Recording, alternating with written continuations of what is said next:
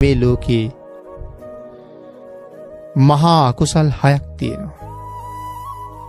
ඒ 6න් 5ක් ආනන්තරීය පාප කර්ම. අනිත් එක තමයි මිත්‍යා දෘෂ්ටිය. ආනන්තරීය පාප කර්ම වලටත් වඩා භයානකයි පින්නතෙනි මිත්‍යා දෘෂ්ටිය. කල්පය විනාශ වෙන කාලයක් වෙච්චහම ආනන්තරීය කර්ම කරලා මොනවද මේ ආනන්තරීය කර්ම කියලා කියන්නේ? ඇයි මේවට ආනන්තරීයයි කියලා කියන්නේ? අන්තරීයයි කියලා කියන්නේ අතරක් නෑ කියන එක. න අන්තරීය ආනන්තරීය අතරක් නෑ. එවන් කර්මයක් යමෙක් කරලා තියෙනවා නම් මරණයත් එක්කම ඒ කාන්තේම අවීචිය උපදිනවා. අතරක් නෑ කිව්වේ එකයි.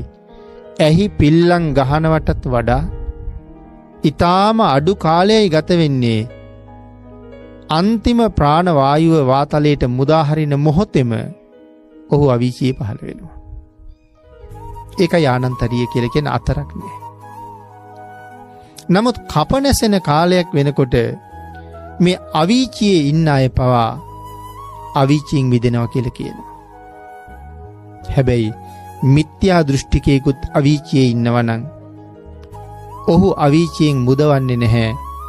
කල්ප විනාශයෙන් විනාශ නොවන වෙනත් සක්වලක අවීචියකට කර්මය විසින් මාරු කරනවා කියලා කියන්නේ. ඒ තරම්ම භයානකයි මිත්‍යා දෘෂ්ටික කර්මය. මොනවද මිත්‍යා දෘෂ්ටි කියලා කියන්නේ? සම්මා දිට්ඨියට ප්‍රතිවිරුද්ධයි නම් යමක් ඒ හැම දෙයක්ම මිත්‍යා දෘෂ්ටියක්.